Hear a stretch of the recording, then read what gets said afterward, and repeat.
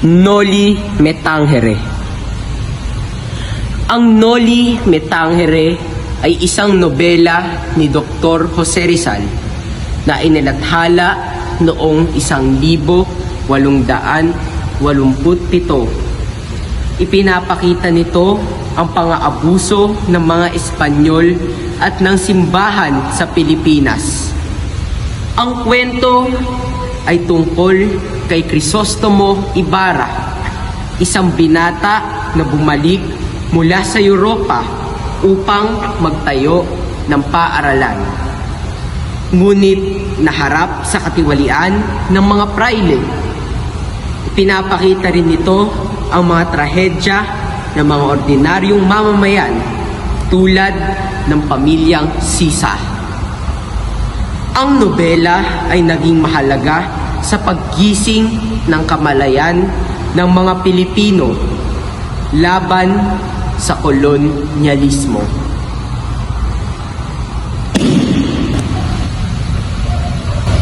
Tauhan ng Noli Me Tangere. Crisostomo Ibarra, isang edukadong binata na bumalik sa Pilipinas upang magtayo ng paaralan. Ngunit naharap sa katiwalian ng mga praile at naging radikal dahil sa mga pang-aapi. Maria Clara, ang kasintahan ni Ibarra, simbolo ng tradisyonal na dalagang Pilipina at may lihim na kaugnayan kay Padre Damaso. Elias, isang mangingisda na tumulong kay Ibarra, simbolo ng masang Pilipino at revolusyonaryong kaisipan. Padre Damaso, isang mapang-abusong praile na may malaking impluwensya sa buhay ni Maria Clara at dahilan ng mga suliranin ni Ibarra. Padre Salvi ay isang mapang-abusong praile at kura paroko ng San Diego sa Noli Me Tangere. May lihim siyang pagnanasa kay Maria Clara na nagdudulot ng hidwaan kay Ibarra.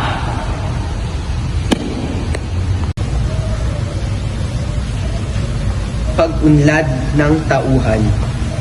Sisa, isang inang baliw na biktima ng pang-aapi, sumisimbolo sa paghihirap ng mga mahihirap. Basilio at Crispin, mga anak ni Sisa na sakristan, biktima ng pang-aabuso ng mga praile. Pilosopo Tasio, isang matandang pilosopo na sumasalamin sa karunungan at kaisipan na hindi maintindihan ng lipunan. Doña Victorina, isang Pilipinang nagpapanggap bilang Kastila, sumisimbolo sa kolonyal na mentalidad at mababang pagtingin sa sariling lahi. Kapitan Tiago, ama-amahan ni Maria Clara, isang oportunistang Pilipino na sumusunod sa mga praile at Kastila para sa sariling interes.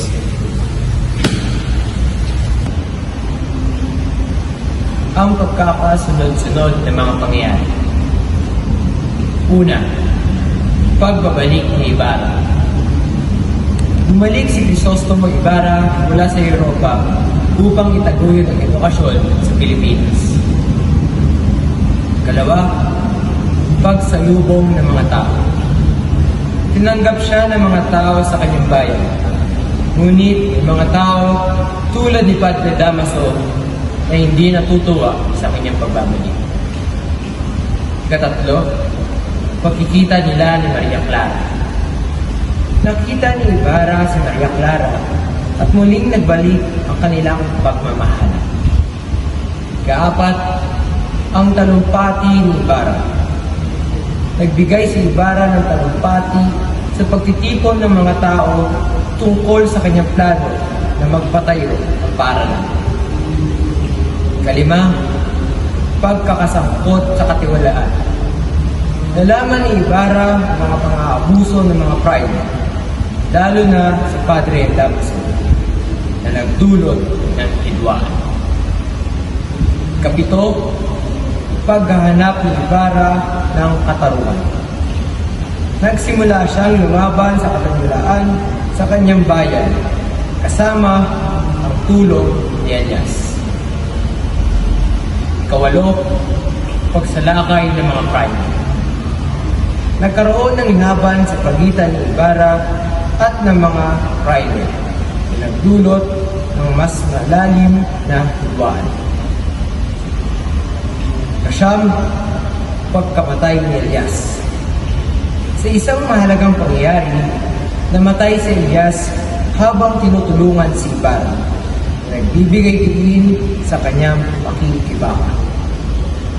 Kasapuk, pagtakas ni Ibarra. Sa uli, kinailangan ni Ibarra na tumakas mula sa bayan upang iligtas ang kanyang sarili mula sa mga banta ng mga pride. Kalabing-isa, pagkaalis ni Ibarra. Umalis si Ibarra sa bayan na nagbibigay diin sa tema ng pagkakaroon ng laban para sa katarungan at kalayaan.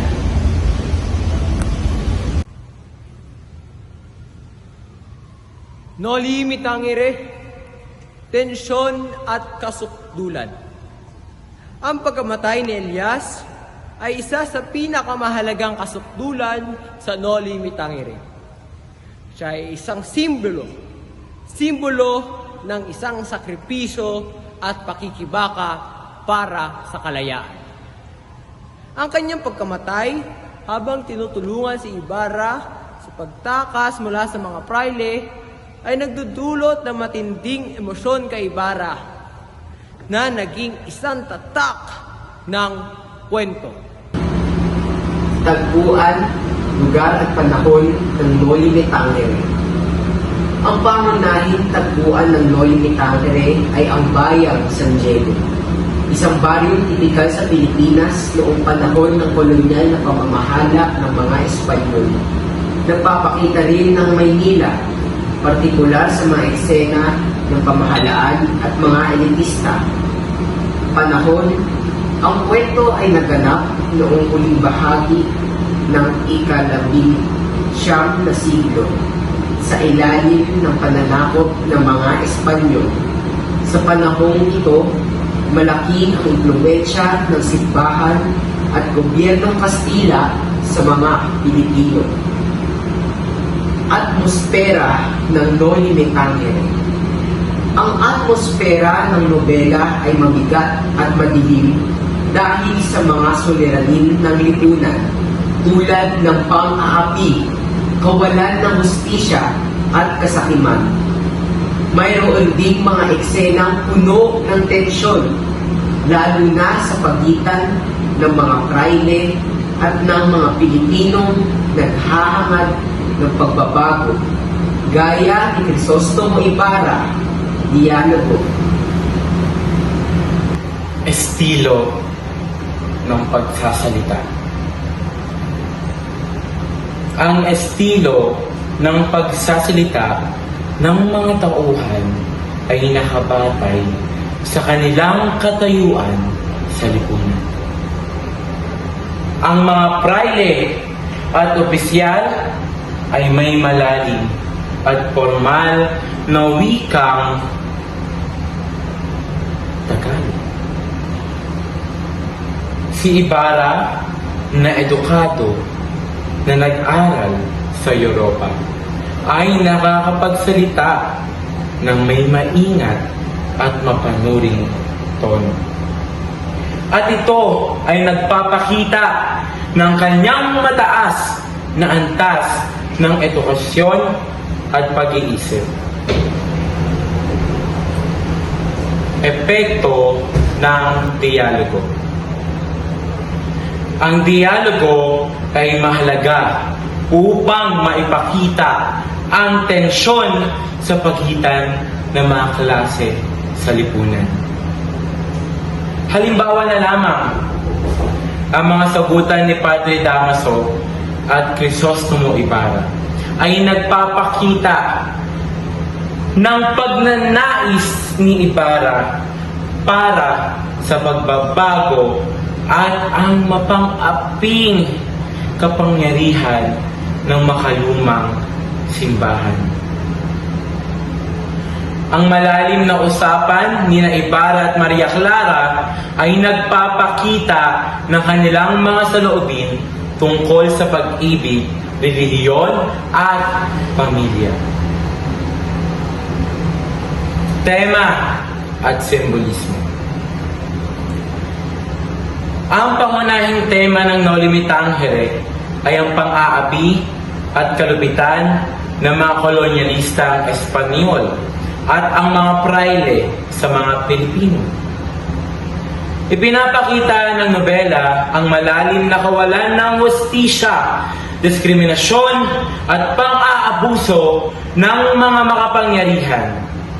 Kasama rin sa tema ang pagmamahal sa bayan, pag-ibig sa bayan at ang paghahanap ng katarungan para sa bayan.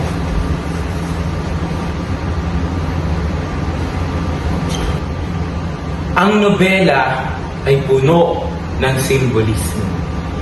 Ang bahay ni Kapitan Tiago ay sumisimbolo sa katiwalian ng mga elitista. Elitista ay ibig sabihin mga mayayaman, mga makapangyarihang tao.